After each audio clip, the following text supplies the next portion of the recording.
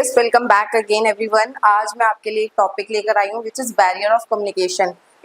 Last video में मैंने आपको बताया था कि कम्युनिकेशन क्या होता है और why it is important for hotel industry. Even her industry में कम्युनिकेशन कितना इंपॉर्टेंट होता है वो मैंने आपको बताया था।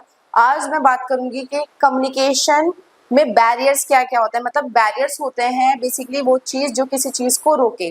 फर्स्टली मैं चाहूंगी कम्युनिकेशन को आपका एक छोटा सा ब्रीफ वो दे दूँ, एक्सप्लेनेशन, एक डेफिनेशन। कम्युनिकेशन बेसिकली क्या होता है, वर्ड्स का इधर से उधर जाना, वर्ड्स का, सेंटेंसेस का, लेकिन सामने वालों को उस सेंटेंस को, उस वर्ड को क्या उससे कहना चाहते हो वो समझ आना।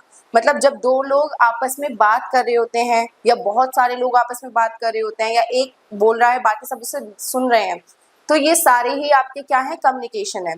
तो कम्युनिकेशन बिटवीन टू पीपल और अमंग मैनी पीपल, ये सारा ही आपका क्या है, कम्युनिकेशन होता है। मतलब बातों को, अपने थॉट्स को, अपने व्यूज को, अपनी बातों को इधर से उधर पहुंचाना। अब मैं आपको इस वीडियो में एक्सप्लेन कर रही हूँ चीजें, तो ये भी क्या है, आपका कम्युनिकेशन ही है।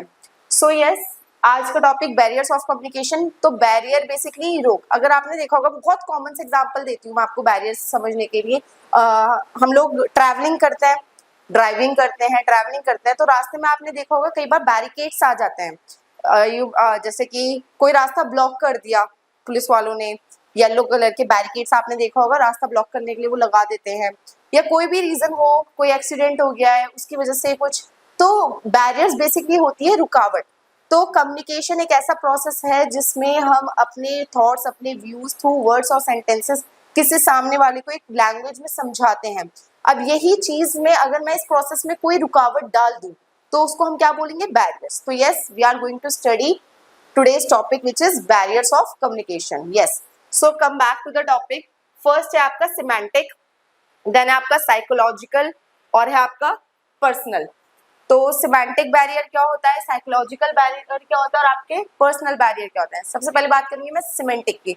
तो semantic, मान लीजिए मैं एक लैंग्वेज जानती हूँ, मैंने उस लैंग्वेज में, मान लीजिए मेरी मदर टंग हिंदी है, वैसे तो है ही, बट अगर मेरी हिंदी है मदर टंग, अब यही मदर टंग मैं कहीं चाइना में यूज करूं उन लोगों के साथ जो इस मदर टंग से फेमिलियर नहीं है, तो क्या होगा, क्या उनको समझ आएगा मैं उनसे क्या बात कहना चाह रही हूँ, क्या वो मेरे मैसेज को समझेंगे, क्या वो मेरी कम्युनिकेशन को इम्पोर्टेंस देंगे, या उन्हें समझ आएगा कि क्या मेरा जवाब है उनके लिए, जो भी चीजें हैं क्या वो उनको पॉइंट्स क्लियर होंगे या नहीं। ऑब्वियसली नहीं होगी।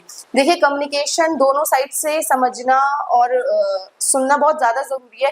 क्यों, अगर मान लो एक पर्सन ने बोला और दूसरा पर्सन जो है उसको नहीं ले पा रहा, मतलब उस बात को समझ ही नहीं पा रहा, उस लैंग्वेज को नहीं समझ पा रहा, तो कम्युनिकेशन आपका वहीं के वहीं क्या हो जाता है, आपका कम्युनिकेशन जीरो हो जाता है। तो यस, अगर मैं बात करूं किसके, सिमेंटिक कम्युनिकेशन, तो आप लोगों के बीच की जो एक वो लैंग्वेज है वो क्लियर होनी चाहिए, आपके वर्ड्स एप्रोप्रिएट होने चाहिए कि सामने वाले को समझ आए। If I know English, the other person should also know the same. अगर ऐसा नहीं होता तो सॉरी, कम्युनिकेशन आपका कहीं ना कहीं वहां पे डिस्ट्रॉय हो चुका है, इवन हम कहेंगे फिनिश। कई बार ऐसा होता है कि बहुत से लोग ऐसे हैं जो इंग्लिश के साथ कंफर्टेबल नहीं होते, और वो क्या करते हैं, उन लोगों के साथ जो इंग्लिश के साथ कंफर्टेबल होते हैं वो वहीं पर चुप हो जाते हैं, वो सिर्फ उनकी उतनी बात का जवाब देते हैं जितना उन्हें समझ आता है, और उसके बाद वहां पे वो कम्युनिकेशन एंड हो जाती है। वो रीजन आपका सिमेंटिक में ही जाएगा।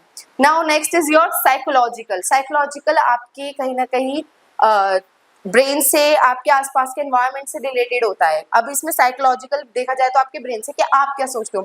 देखिए, कम्युनिकेशन करने के लिए सबसे इंपॉर्टेंट है कि आपके अंदर की विल क्या है, आप किसी से बात करना चाहते हो या नहीं। अगर मान लीजिए मेरा किसी से बात करने का मन नहीं है, किसी से कम्युनिकेट करने का मन ही नहीं है, तो उस केस में मैं कम्युनिकेशन कर ही नहीं सकती, ठीक है। या मेरे बहुत सारे रीजंस हो सकता है मैं कहीं और इन्वॉल्व हूँ, मेरी अपीयरेंस वही है लेकिन मेरा माइंड कहीं और है, मैं टेंस्ड हूँ, बहुत सारे रीजंस हो सकते हैं, तो दिस विल बी साइकोलॉजिकल। अब इसमें देखें, साइकोलॉजिकल में आता है आपका नॉइस और डिफरेंस ऑफ परसेप्शन। कई बार क्या होता है, हम कभी किसी से कम्युनिकेट करते हैं तो वहाँ पे नॉइस की वजह से हमारा कम्युनिकेशन उस पर्सन के साथ नहीं हो पाता, तो ये कहीं ना कहीं एक मेजर फैक्टर है, ड्रॉबैक है कि आप इसमें कम्युनिकेट नहीं कर पाते। सेकंड है आपका perception, difference of perceptions. Perceptions होते हैं हमारी सोच। कई बार दो लोग आपस में कम्युनिकेट करते हैं, बट क्या होता है, कम्युनिकेट करने से पहले ही उनके आपस की जो मेंटालिटी है, थिंकिंग है, वो कहीं ना कहीं एक दूसरे के बहुत ज्यादा, ऐसा नहीं है कि दोनों गलत हैं, बस ये होता है डिफरेंट हो जाती है, बहुत अलग हो जाती है। एक बोल रहा है यस तो दूसरा बोल रहा है नो, तो वो कहीं ना कहीं कम्युनिकेशन वहाँ पे भी खत्म हो जाता है, क्योंकि फिर वो बात आपस में उनकी मेंटालिटी नहीं मिलती, परसेप्शंस नहीं मिलते, तो वो आपस में और ज्यादा कम्युनिकेट करने की कोशिश भी नहीं करते। Yes, your next is personal. अब ये आता है पर्सनल, जो मेजर रीजंस होता है, आप देख सकते हैं इसमें 5 कैटेगरीज हैं जो मैंने यहाँ पे लिखी है। Lack of knowledge, lack of interest, poor retention, poor listening और इमोशंस। तो सबसे पहले मैं बात करूं पर्सनल में लैक ऑफ नॉलेज।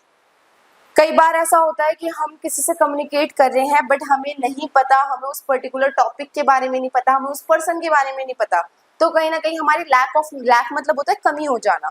तो उस नॉलेज की कमी की वजह से हम ऑटोमेटिकली क्या हो गए, हम उस कमी की वजह से ऑटोमेटिकली स्टॉप हो गए। तो यस, मैं उसे कहूंगी लैक ऑफ नॉलेज।